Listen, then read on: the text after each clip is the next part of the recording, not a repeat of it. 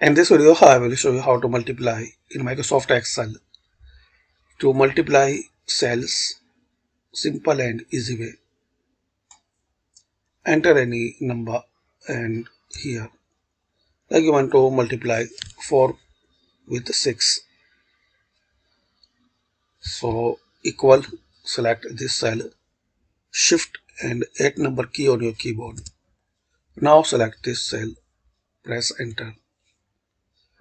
So this is the formula. Using the asterisk, you can multiply equal, select this one or select this one, both will same result. Now shift and add and with another cell. So if you multiply 44 by 5, so this is the result.